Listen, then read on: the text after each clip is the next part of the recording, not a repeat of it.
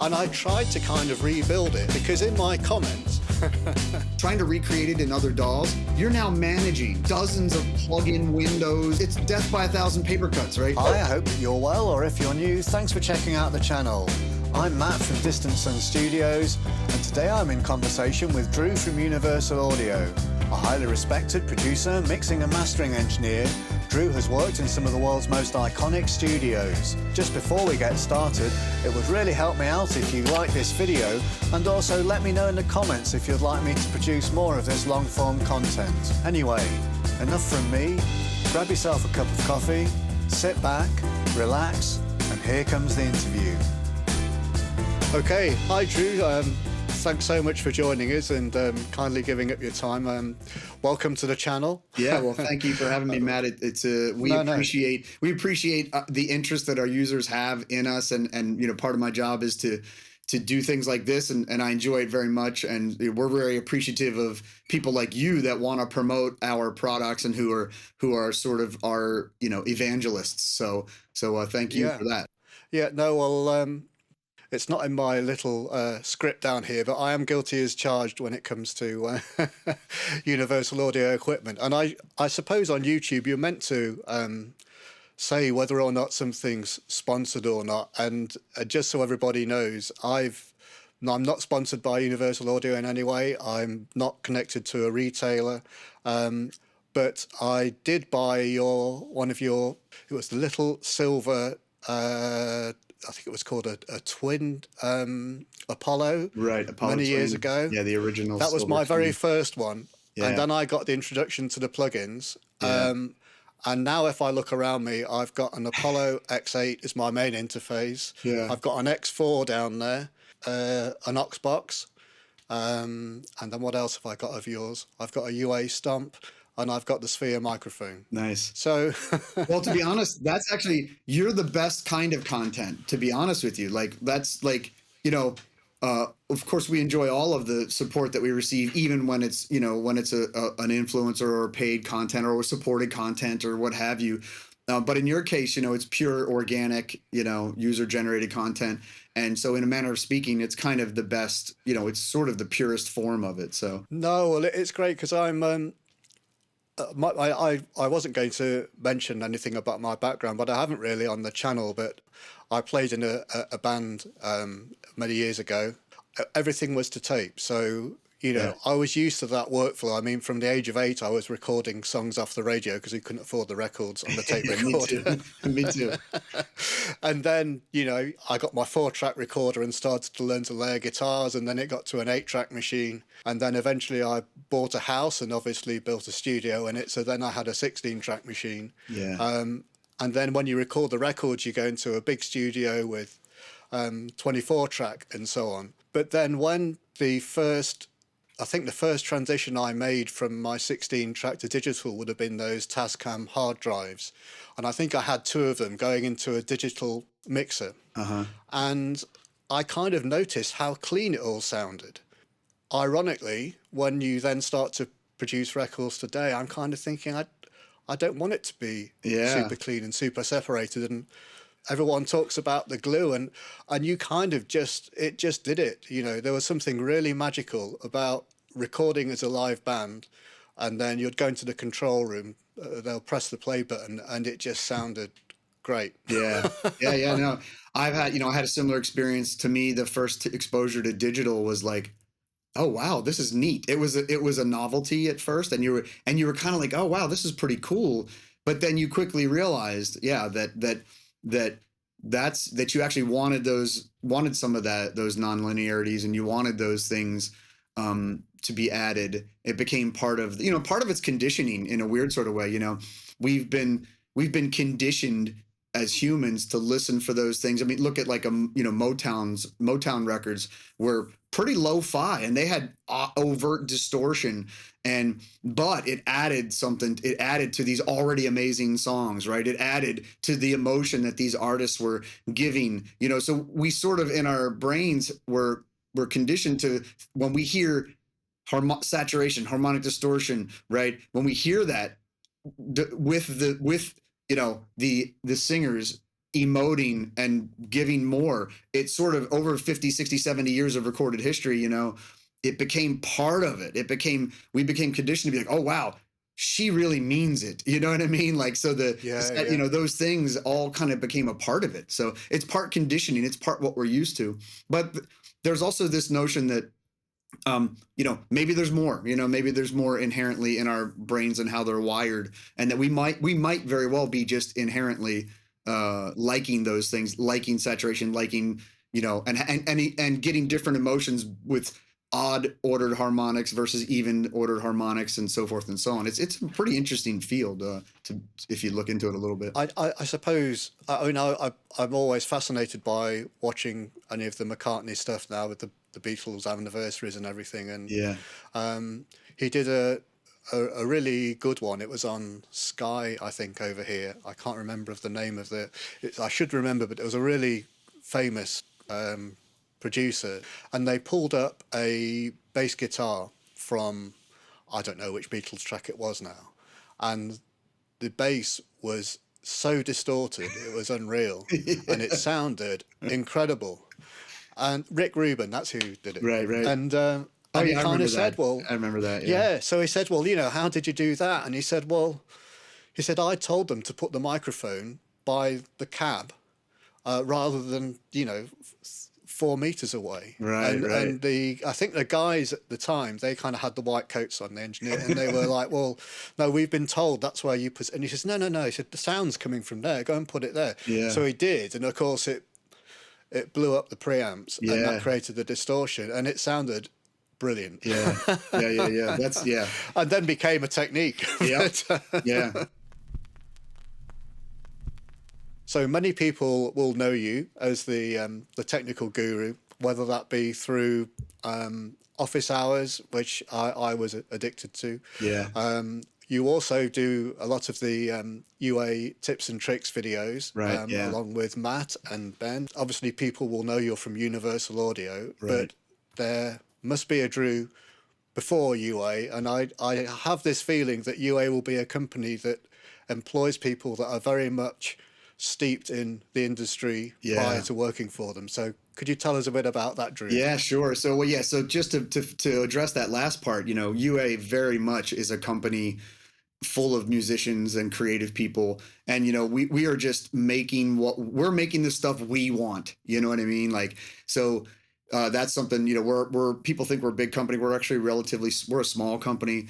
But straight from the CEO, Bill Putnam Jr., who's the son of the founder of the company. Universal Audio was founded in 1958. Right, by Bill's father. So you're talking about a company that's been around for a long, long time.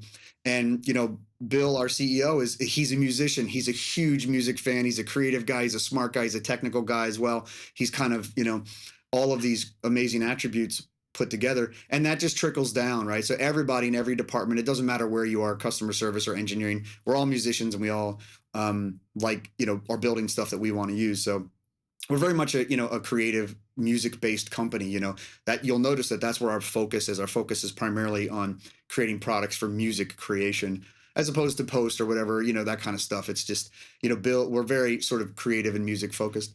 As for me, my I'll give you a quick story of me. I'm a self-employed, independent, professional audio engineer and have been for many decades. This is basically my childhood hobby. I played guitar, right? And then, of course, like you play an instrument and you start to have ideas and you need to document those ideas. And, who wants to write music down? Who wants to write down, tablature or music or learn how to do that? So, of course, a lot of creatives, a lot of musicians would gravitate towards recording. So I got into it, started off with little cassette-based 4-trackers and then eventually to open reel machines. And, so I came up in the era of tape. I used tape machines of various things. I spliced tape and did all those edits. I worked on large format analog consoles. I've probably made records on all of the major ones, various SSL incarnations, Neve, both the classic gray, the gray blue Neves, but also more modern Neves, Trident consoles, API consoles, you name it, right? So I'm truly an old school, audio engineer. So that makes me a really good fit for UA. So and I've worked in studios all over the world, made records in all over the world. And so I got a lot of exposure to the professional audio side of things throughout the 90s and into the 2000s. And then, so that's kind of the quick and dirty version. I'm kind of an old school guy, right? Like I'm an old school analog engineer, comes from that era. But I also embraced technology pretty early on. In 2002, I was working with Linkin Park, doing a bunch of live recording of their shows and mixing, Right. some of which wound up being on singles, and then also another one was we did the MTV $2 bill concert, was something that I recorded in Detroit and mixed in San Francisco. Anyway, so I was, and they were, Mike Shinoda was very like super tech guy, right? And which, he was a great guy, and I learned a lot from him. But so I embraced the technology early. But what's cool is, now in hindsight, we've got one foot, and I suspect you're in a similar boat, Matt, where one foot is in the old school technology, analog and tape machines and outboard gear and all that stuff, but equally comfortable in the modern, digital computerized world. And so that's why UA is such a good fit for me. Because I can bring that perspective, right? So a modern, younger person, a modern musician might not understand what's good about a Studer A800, right? Like the sonic possibilities there. My quick tips video for the Studer A800 Yeah. is a great example, right? I did the Studer, I did the 1073, I did LA2A, and I did API, right? Like, because these are all things I've actually used, right? So that's what's I can help sort of users bring that perspective in. Anyway, fast forward to around 2010, I guess, 2011, something like that. A good friend of mine who's a fantastic mixer, his name's Jeff Giuliano. We've been friends for many years. And Jeff does a lot of high-end country stuff. He just did Brad Paisley's new record and stuff. But Jeff was like, and we always chat and we text, and he's like, dude, you got to check out these plugins, right? And remember, 2010, 2011, most people were using other companies' plugins. I'm not going to mention any names, but he's like, so, I'm entrenched in this other world with other companies' plugins. And he's like, hey, guys, you got to check out these UA plugins. And so it just so happened that Universal Audio had the same plugin as this other company, the same model. And I meticulously swapped out each instance of it in Pro Tools. And then I hit the space bar. And I was like, holy crap, right? Like it was a next level, right? So I was like, wow, these people at Universal Audio are doing things at another level, right? Which is, to this day, I still feel like we're still doing that. At any rate, I was sold. I was like, okay, great. I'm all in. And I started to use Universal Audio. And then you fast forward about 5 years, 2016, Universal Audio was looking for professionals like myself to do events, right? So do events and, things. So they asked me to do some events. So for example, we went to Joel Hamilton's studio in New York, in Brooklyn, and recorded Modest Yahoo live through Apollo's. And it was a party kind of thing, and it was great fun, and people got to see the gear in action. So I started doing stuff like that. And then I started to do, they asked me to do NAMM. So I would do NAMM, the NAMM convention, and various other events at some other retailers and so forth. And so anyway, long story short, they just started sucking me in more and more. Like, hey, can you do this? And hey, can you do that? And and it's like, hey, can you take over the forum? And oh, hey, can you watch social media? So anyway, fast forward to now, and it's been 8 years. I'm pretty entrenched and established at the company. I can't, having been self-employed, this is the first real job I've ever had. Like, to be honest with you, I delivered newspapers as a kid. I worked in a restaurant, and then I worked in a music store for about 8 months. And then I've been self-employed ever since I was 19 years old. So, so I went for many, many years being fully autonomous, fully self-employed. And UA, quite honestly, UA is the only company I think I would give that up for. And I still do my commercial work. That's what's interesting, as I have enough leeway where I'm able to do the work I do for UA, but also still, have my commercial business, and I mix and master and record pretty much every day. It's fascinating. And we were talking before I pressed the record button, and I was talking about the interviews with whether it was Jakir or Al Schmidt, and you just, I could just sit there for days on end.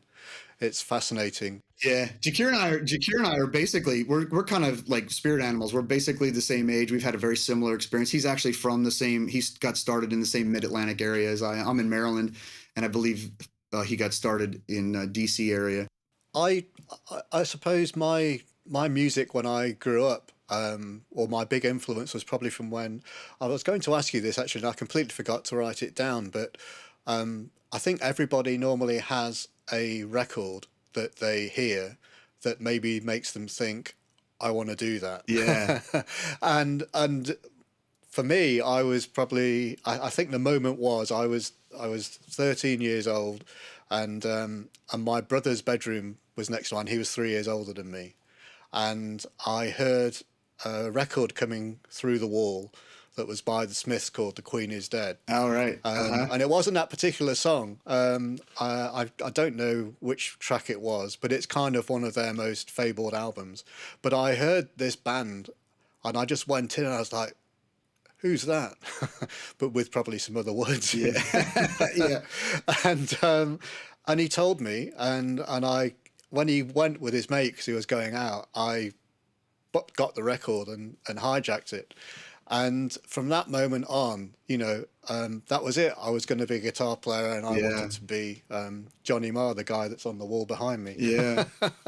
and and that was it. It just became an obsession, and that was where I was going with this. Was whenever you listen to any of these people, or when I was just listening to you, then you can see the just the raw enthusiasm and almost childlike Yeah. quality where you can see your face light up. And I'm Yeah. exactly the same. If I recount a story of whatever it was, there's never been a moment really with music where I've thought, oh, I wish I hadn't been doing that. Yeah. Yeah. There are other moments in life where you really wish didn't happen. Yeah, But I believe me, I count my lucky stars every day that I've spent my entire life essentially either doing what I love or helping and teaching people to, about it. So yeah, believe me, it is. I count my blessings every day for sure. I'm yeah. very thankful. And on your point of swapping in and out the third-party plugin for the UA one, I was doing exactly the same thing because I was kind of new to this plugin thing. Yeah. And somebody else I'd spoken to said, "Oh, I've got these plugins by this company. You should try this." So I did, and then I didn't really know what a Fairchild was, or what an LA2A was, but I did notice that they kind of looked the same. So then I tried them, and it was just my ears telling me that that one sounds better than the other one to me. And there was something about the UI interface as well, actually. It was really smooth and responsive to use. Yeah. And I didn't find that, and I won't mention the other company because it wouldn't be right to do so. But and from that moment on, I just thought, well, I really like this stuff, so I'm just going to use that. Yeah. And now, like many, I mean, I haven't had a divorce over it, but I've probably got too many plugins in my library. Yeah, well, that's one. The plugins are really what one of the first things that that really put us on the map. And I still to this day think we just do it at another level. Like one of the more recent releases being Sound City, which maybe we can talk about at some point. Yeah. It's just an example of the level of detail. We've had and exhibit A there is we've had the same plugin manager, Will Shanks, for almost 20 years, right? So Will has been overseeing this. So and we have this, the DSP algorithm engineers have been there for over a decade, like in some cases even longer. So there's this continuity, there's this history of craftsmanship and these people working together, and they can almost read each other's minds, and Will goes to unbelievable lengths to get at the core and get the story out of things. One thing I would encourage people watching this to do is to read the manuals, right?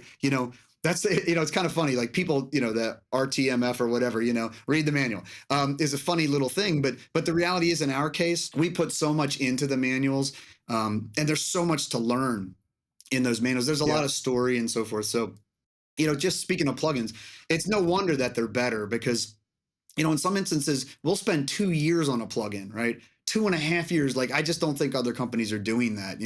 I think they're just doing things much more quickly. So anyway, yeah, it's just kind of that, to that level of detail is There's a Yes. reason for Yeah. all that, you know? And I suppose if you were going to be cynical about it, you would say, well, it's just a sound, and a sound's a sound, and if it sounds good, then it's fine. Yeah.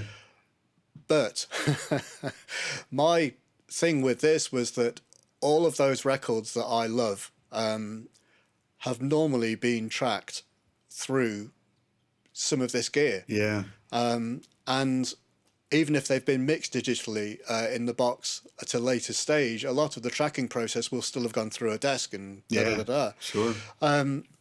So I kind of think, well, yes, you could go for a more generic EQ as an example, and then it might give you 4 options. I saw one the other day, like even an AI one, and it said you can have A, B, C, or D as a flavour. Yeah, right. And I thought, well, yeah, I suppose one of them might try and be a bit British and Navy, another one might try and be a bit more open What about than Z? API or whatever. Right? What about Z? What if I want Z? You know? Exactly. But I kind of thought the thing I found anyway, with this gear that I find so exciting is that they all kind of have their own character. And it's probably a bit weird to kind of call them your friends, but it's like if I'm doing drums, like I was doing drums for the Sound City video that I'm about to put out. The other day I was doing some mixing on that, and I was just doing the drum bus, and I thought, right, put my Fairchild on there. Always put my Fairchild on, I blend that in, and then I thought, well, maybe I'll go a bit more aggressive. I'll try the Chandler. So I put the Xena limiter on it, and it gave it that slightly more aggressive feel. And I thought, yeah, but I've got the API console on there, so I'll try the API because that will, make it all more cohesive. So I did all of that, and then I thought, no, I'm going to stick with the Fairchild. I just love what it does. Yeah, yeah. But the sound of all three was totally different. Yeah, and that's the thing. I think a lot of people, younger people, don't realize. They expect. I say this. I teach audio production as well, and I say this to my students often, where I say, "There's no sledgehammers. There's no such thing as a sledgehammer in audio, right? Everything is just subtlety stacked on subtlety stacked on subtlety, right? So a lot of times people will get a plugin and they'll put it on their bus and they'll be like, well, that didn't make that big a difference. But once you start to appreciate the subtlety, so the cumulative effect of everything that you just described, Matt, right? The individual tracks, the buses, right? And then all of those buses feeding to the master and all of that happening. That's one of the things with Luna, our DAW, the summing, right? I encourage people to stack up the summing, right? Put it on all of your buses and the master, right? Don't be afraid to drive it hard. In fact, Luna, the new free DAW, it comes with a demo session that I did. It's a mix that I did with one of my clients, and I used only the extensions. And I purposely, if you load up the demo session, anybody that owns a Mac can go get Luna, and they can demo these extensions, or you can buy them as part of the Luna Pro bundle, and you can test out my demo on my demo session, and you will see just how hard I'm driving these processors, right? I wanted to do that on purpose because I wanted to sort of show people, hey, this stuff behaves just like the real hardware. You can drive it hard, right? So I would encourage people to check that out. That demo session is a great sort of looking glass onto what those extensions are capable of. And now Luna has this button where you can bypass all extensions on and off. So literally with one button, it's basically glitchless. One button will toggle all of the extensions on and off, and you can really hear the cumulative effect of all of these processes, which that's a lesson that, right, that you have to, once you embrace, you realize, oh, wow, I can have tape on individual tracks, feed them to a bus, have summing on it, plus ATR, right? Quite frankly, things you could never do in the analog world, or only if you were a multi-millionaire if you had multiple ATRs, you know what I mean? Just, I don't want to go off on a rant, but I get kind of excited about this stuff because it really, like, to really maximize its utility, you do need to know some of these lessons about how things were used and how they were not used and so forth, I had Jakeers up actually the other day, just because I kind of was curious, and the first thing you notice is how few plugins he actually used, partly because it was obviously recorded extremely well. Yeah. But then, like you say, you can go in, and the great thing is you can actually just see exactly what he's doing, and often it is a lot of subtle things. Yeah. Sometimes he will do that thing where he'll get the cumulative effect of the Studer tape, and sometimes he'll put an ATR on, but sometimes he won't because it doesn't need it. And obviously it's an art form and something that with experience over many years you learn that craft. Yeah. Because with the drums, I tend to have to use MIDI drums because my room here is it's not suitable for a kit. Right. On the record we're working on at the moment, I've got a great drum. It's actually Johnny Marr's drummer plays on it for me, but he's using a MIDI kit, and then I put that into Superior Drummer. I find, kind of the sound that I like, but I then print the audio as mics. Right. It feels like real drums at that point, Well, I kind of, because I also, it like has in the preset, it might have some tape emulator, but I take all that off. Right. And I bring it in, and then I start to work, because then it's like I've just got mic audio in front of me. And certainly with the kick drum, I will just make sure that my 3 kick mics, you'll blend them, maybe do a bit of high and low pass filter or what have you, just to try and emphasize what you want. But when you add the tape into there, and then you bring it through to a bus, and then you add the tape again, suddenly you're not worrying about doing a huge EQ move at the bottom end, because the tape itself has given you that particular nuance that you might want. And the button you talked about, on one of my videos, you had just done it, and I just started doing the video, and I kind of said, no, I want people to listen to the difference this makes. And I said, conveniently. Let's have a listen to the static drum mix, with and without the tape and summing extensions engaged. And conveniently, a new feature's just been added to Luna, with a bypass button located just below the audio meters.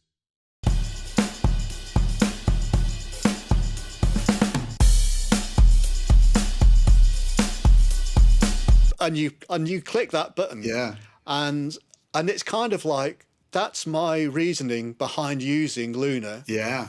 I'm not using any of the other DAWs, which I have used, simply because that's what it adds. And it's one of my questions later on, but to try and recreate that individually, I found it almost impossible. Yeah, that man, it's so glad to hear. I'm so glad to hear that, Matt, because that's exactly what that demo session that I mentioned and that feature, they went hand in hand. I worked closely with Connor, who's the product manager for Luna, and we worked together to build, to set that up and to do the demo. It was something that people wanted anyway, right? But it was really, it was really the home run there was how demonstrable it was about what these extensions are doing and how easy it is to do it, right? In fact, in the newest version of Luna, some users might notice, and you can turn this off, but in settings, we now have a toggle that allows you to automatically assign all of the extensions when you create a new track. Now, some people don't like that, and you could turn it off, and we've got a setting for that. But we wanted to sort of funnel people into this, like, hey, you really should be using this. You should be checking this out. And it's so much. It's about the integration, the ease of use, and in some instances, like the summing. People think the summing is just a plugin, and there's elements of it that are that, but there's also the fader taper and the pan law. And if we were to add, new consoles, they might be different, right? There is more to it than just a plugin, so to speak. For me, within Luna, it's like it's creating that console, but this is, I suppose, this is the thing that I can't really understand, is that when I've taken the same WAVs, the same files, and I've loaded them in. I've loaded them in Logic. I've done it in Pro Tools. I've done it in Cubase and Studio One. And I tried to kind of rebuild it. But with individual slots, because in my comments, that's what I was told. You can do this anyway. It's really easy to do. But I kind of knew in my mind that when you have an old console, there are going to be differences in the electronics, I guess, the way that they're built with tolerances and everything that make it this thing. So each console kind of sounds different because it's like my amp behind me. I've got a 1966 Deluxe behind me, and that one sounds different to a reissue or whatever. Oh, sure, they just yeah. do. Yeah. When you made Luna and you put the extensions in there, was there kind of the magic dust or something that you put in it? Because it really is incredible the way that it sounds. Yeah, it's a hard question to answer. So, I mean, so first of all, let me just talk like the vision for Luna goes back a long time. It goes back probably more than 10 years. It's kind of a dream of, one of our VP of product, Lev Perry, had many, many years ago. And was, the Apollo was the beginning of it, believe it or not. The Apollo in 2012, like Luna was percolating in Lev's mind even back then. And it took a while to get it off the ground and so forth. But the idea was definitely to get back to basics, right?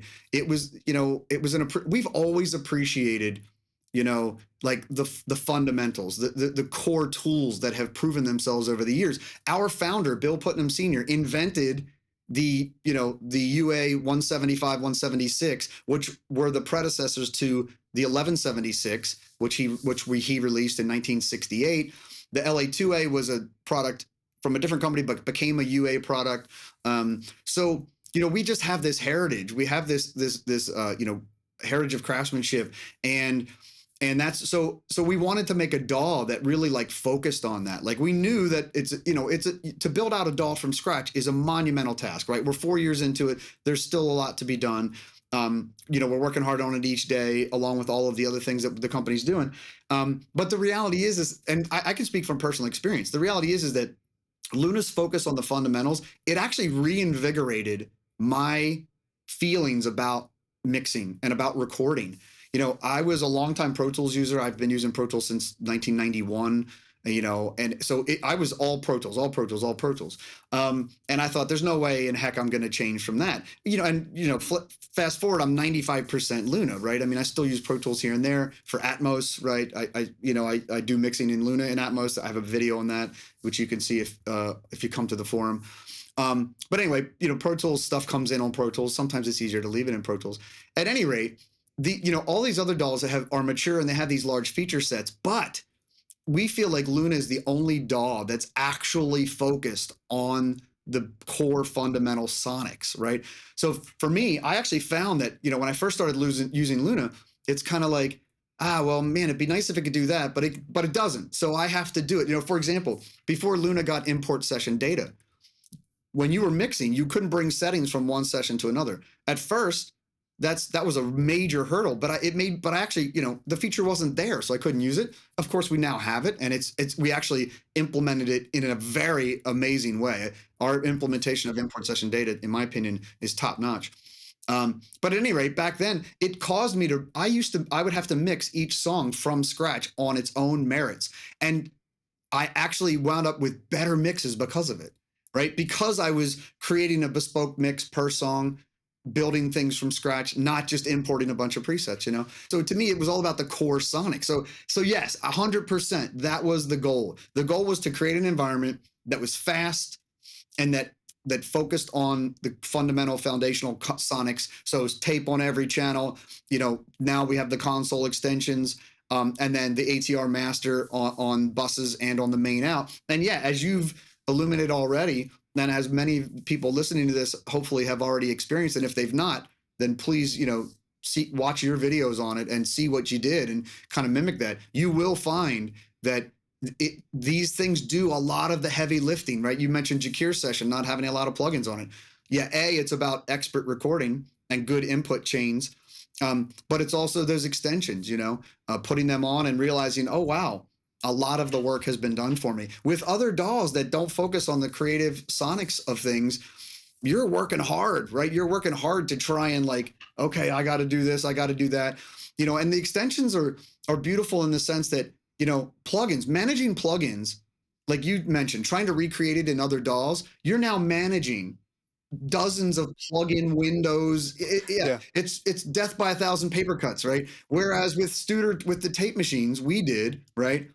It's global. You have 4 tape machines globally across the session, right? The console, the GUI is right there. You can see everything in one shot, so you're not managing a bunch of windows. So there's an integration aspect to it and a seamlessness to it. And so, yeah, it was 100% the goal and 100% the idea to let's make a DAW that it's the first and only DAW that really cares about the fundamental vintage sonics, right?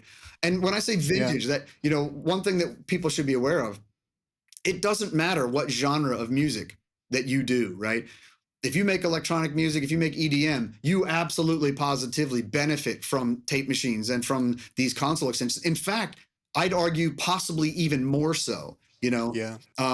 Take a plugin like our Culture Vulture, right? If you've not checked that out, it's a DSP only plugin. You got to have a UAD device to use it, but it is positively one of, if not the best, it's the best like distortion, tube saturation / distortion plugin I've ever heard. It's unbelievably good, right? And a lot of electronics people, you know, basic synth patches can be pretty boring, right? And somewhat tame, and they need that oomph, and Culture Vulture does that. But anyway, I'll stop rambling.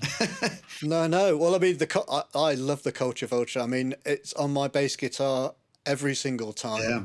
And the thing that is actually awesome about it is that I kind of think when I use it, I'm thinking, oh, I'm not really being truly faithful to the hardware, but what the hell is the mix control on it? Oh yeah, yeah. Because you can find it's got 3 different levels of distortion, hasn't it, in terms of its circuit, and you can find the one that comes closest. Yeah. You can then push it, and then you can just blend it in. Yeah. I think everybody knows it as a distortion box. Yeah, everybody knows it as a distortion box, but I would encourage people to try it. Try it on these 2 applications. This is it's going to sound crazy, but drum overheads. The factory default on drum overheads with maybe the teensiest bit of drive up can be amazing for just sort of warming up and taming some drum overheads. It's subtle, but it's a great effect. And then here's another one that's even more controversial: the main bus, on the main bus. But the trick there is you have to put it on first, because it's got a pretty big low bump in it, just the nature of the sound. So you want to put it on there early and mix into it, and then you have to commit to it. You have to commit to it being there the whole time, because your mix depends upon it. And often that's not a workflow that I recommend, but for the Culture Vulture, it can be really, in other words, that processor can be clean and big and fat, like even before it starts to distort. So that's some cool stuff to try. The video I'm making at the moment's on the Sound City Studios plugin, Right. which is incredible, and not just in the way that it sounds from a user perspective, but when I've started using it, I kind of looked at the top of the plugin. So you've got drums, and then you've got guitars, and you've got acoustic, and then you've got vocal, and then I saw you've got all the different microphone options which were modeled, and then the idea of changing the room between, say, an acoustic guitar or the drums, as I understand it, is that the creation of the sound, that's without going into the console and everything else, is then adapting to the source that's been recorded within that room. Yeah. So it's almost like a time capsule of that space. Now, I tried to kind of think how you would do that, and then I just got a headache, so I stopped. So it's very interesting. One of the things, like what we did was we worked, first of all, you know, I mentioned earlier about Will Shanks and the level of detail that he goes into. So it's a ton of research. It's a ton of talking to people who have been there. It's going there multiple times. As far to speak to specifically what you said, you know, one of the things we were interested in is how does each source will disperse its frequency content in a different way. So we didn't just want to go in, we wanted to take that into account. So an acoustic guitar will disperse its dispersion pattern will be different than a drum kit and so forth and so on. So it's not just static IRs where you go in there and take a sweep of the room or whatever, right? It's not that. We don't do things at that basic level. I mean, it's part of the equation, but things like taking into account disbursement patterns, that's what those voicings are all about. Interestingly enough, what I would encourage people to do is ignore the names, right? Ignore the names. Just because it says strings doesn't mean you can't use that on drums, right? Like Sound City is so unbelievably open to your creative usage of it. Yeah, so that's one thing I would say right off the bat is like, don't be afraid to experiment and do different things. So yeah, so it's all about, so in those instances, it's about the disbursement pattern. It's about, of various instruments and instrument types. It's about the mics themselves. And critically, it's where they were placed, right? So the sweet spots, and that's where we get into, the who's and why's, right? Hitsville's another good example. Will got to spend a lot of time with this guy, John Brandt, who was the original, he's still alive and he's sharp as a tack. And he told us, oh, we put the mics here on sessions like this. But here was the second choice, right? Here was our second favorite place to put the mics. So, plugins like Hitsville, Chambers, plugins like Sound City they're just so deep.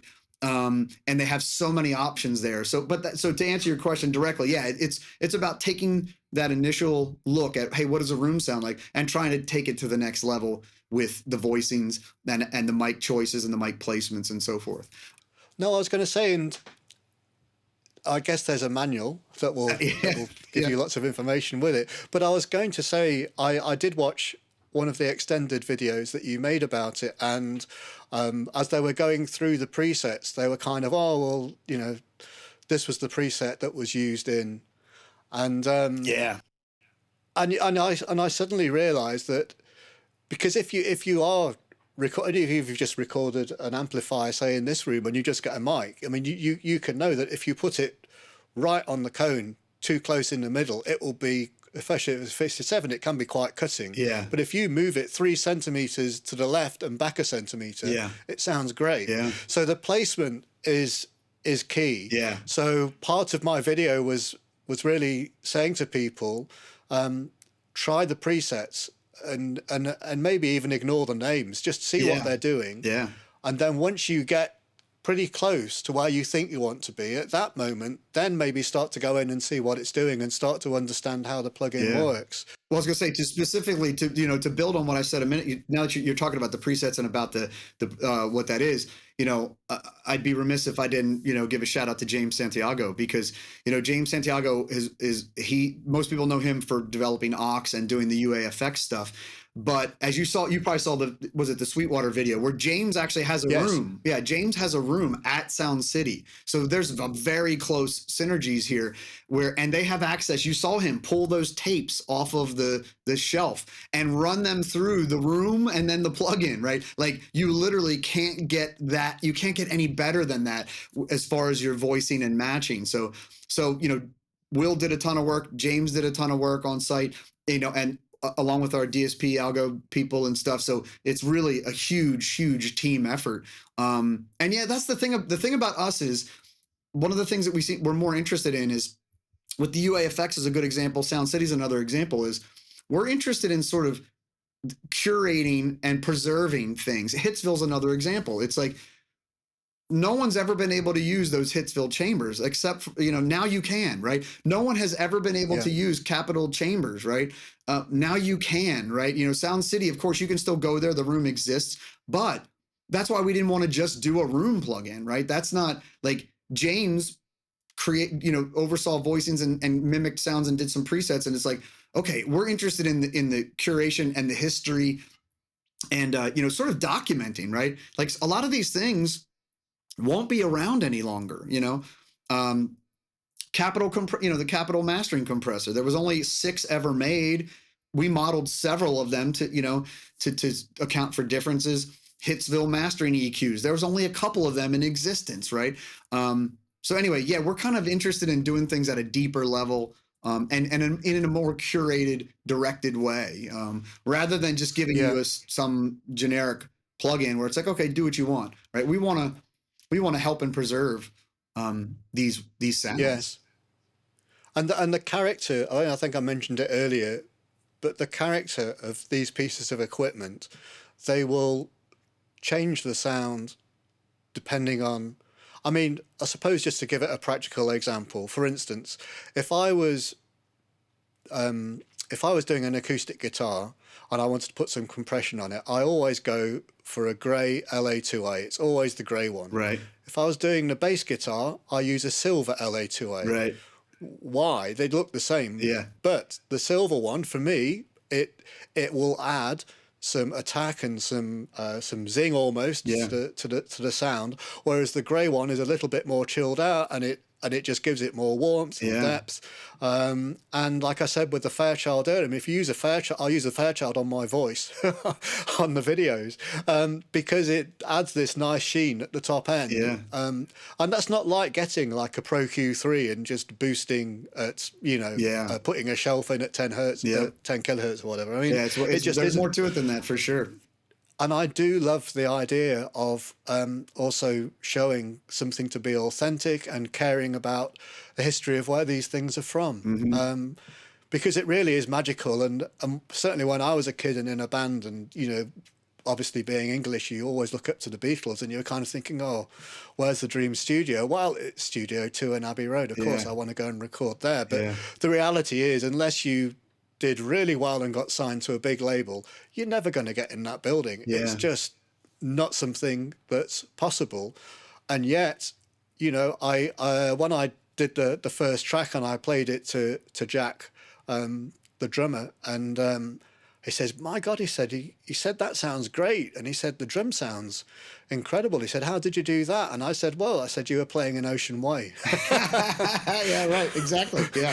And he was like, what? And I said, I've taken this vintage Gretsch kit, but then I've just treated it. And I started telling him, and I could see him sort of glazing over slightly as I started to get a bit too excitable. Yeah. But I said, I've kind of put that kit using the Ocean Way plugin. I put it within that room. That plugin is still one of my favorites. It absolutely is one of my favorites. And it's so funny because when we put out Sound City, it was people were kind of like, oh, this is much better than. I'm like, no. Don't think there's no such thing as better. Like, No. They're completely different animals. And I love them both equally, They, of course, both have positives and negatives and strengths, but boy, Ocean Way, and I still use to this day. And to me, Ocean Way is just like pristine and clean and hi-fi. And it really it's its own sort of magic. And whereas Sound City is a bit more, has a bit more of a sonic, fingerprint, so to speak, a bit more aggressive, It's like with the AI stuff, I appreciate it's incredible what it can do. And I'm sure there are many uses where, in fact, I was going to do a video on this very topic. I tried it as Sonable. I think I saw a Sonable plugin, and it was an EQ, and it was one knob, and you turned it, and it would create this EQ curve. Then you could push another thing, and it would make it into a dynamic EQ, and it would pull stuff. So anyway, I got this thing, I put it on my vocal, and I turned the knob, and then I could see the curve. And then I looked at the Pultec that I got in there, and it was doing exactly the same thing as the Pultec was doing, what I was doing in the Pultec. Right. However, the Sonable plugin, it sounded soulless. It was just this clean thing that didn't do anything to the actual voice. The Pultec adds the warmth and the sheen, and the vocalist voice is quite high, and it really it just does something incredible to the top end of his voice. You're not making big moves, but by using certain pieces of equipment and maybe even just cutting a little frequency here or adding a slight boost there, you can make such sonic differences, or enhancements, I should say. Yeah. Well, I've always said, the thing that draws me to the sort of the vintage gear is that it has everything's, there's two factors going on. There's functionality, there's function and sonics, right? So that plugin you spoke about was pure function, right? It was just function. It was doing something physically. Whereas the Pultec is doing a whole bunch of stuff that you don't even know about. You're not aware of because the sonics and the functionality is you turning the knob and it creates the curve, but the sonics are what's happening in the background. And that's what we handle, right? By modeling what the inductors are doing and the tube makeup gain stage and so forth and so on. So when an engineer, 25, 30 years ago, when an engineer said, boy, I like that compressor, right? I like that, 1176. what they didn't realize was they were saying two things. I like how it functions, and then I like how it sounds, right? Nowadays, if you're using just sort of stock generic plugins, you're just getting the function. Oh, it's a function, and it's fine, and it can be the ticket, but to me, to my ear, I'm kind of missing that other part almost always, you know? So when I mix, Yeah. I use a lot of UA plugins, as you'd expect, right? But I also use other things too, you know? I mean, I use other companies too, because they have, they have lots to offer, right? But I just think that, like, thinking about it in those terms, and that, your example is a perfect example. It's the function and the sonics, you know? I mean, electric guitar for me, I always use the Blue Stripe 1176. Mm-hmm. Why the Blue and not, the other models? Well, the Blue one has the harmonics that it produces when you put the electric guitar through, especially my kind of clean, jangly electric guitar. It does the job of the compression, but equally it adds to the tone in it, and it cuts. It's great. And it's almost a stupid question, really, because you probably just say no. But are you able to give us an insight into what the future might hold for Luna? And the regular comments I get, which I'm sure you will have heard, people are asking for multi-outs on MIDI instruments, hardware inserts with delay compensation, and of course, they want to know if the Windows platform will ever arrive. Yeah. I can give you answers to all those questions. They might not be super satisfying, but I'm happy to address each of those instances. But let me first just say, as a company, like our general rule is that we don't talk about the future. People have experienced our marketing. We have a great marketing department. Like, I mean, just top notch. I think our marketing materials and our marketing is the best in the business. It's fun, it's informative, it looks amazing. And the reality is that when we announce something, we want you to be able to use it or buy it that day, right? That's the mantra. The mantra is, if we talk about it, you better be able to buy it or use it, right? Or else, what is the marketing push good for, right? What is marketing supposed to do but to inform, right? And so that's our starting point for everything is, look, if it goes live on the site, you better be able to click buy. You better be able to click download, right? What point is it of me telling you anything if you can't use it or buy it today? All it does is create imagined timelines and expectations that may or may not work out. I just told you, we talked about this today, where we might spend 2 years on a plugin, right? If it's not ready, we're not going to artificially put it out the door because we told you 2 months ago that it was coming. That's just stupid, right? So we want to announce when you can buy and when you can use. So that's the basis for every answer I'm about to give you. So for Luna, it's a big project. We're only 4 years in. I know that sounds like a lot of time, but in the concept of DAW timelines, right, it's nothing. I dare say Luna is further along in 4 years than any of its predecessors are that were at the 4-year mark for them. Luna does things, version 1.0 allowed you to export your main output, your groups, and your tracks all in one shot. Not a DAW on the planet Earth allowed you to do that early, right?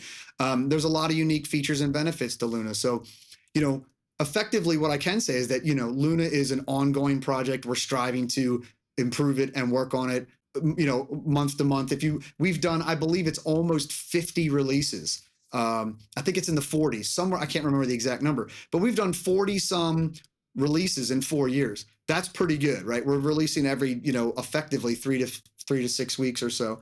And it's a long haul, right? It's a long haul. Those features, definitely. Multi-out VIs, probably one of, if not the number one requested thing. Same with the hardware inserts. The interesting thing, import session data was a big one. We did that, right? Freeze tracks was a huge one. That used to be like number one. We did that, right? I mean, we've done so many things. You can look at if you Google Luna release notes, you can look at all of the releases that we've done.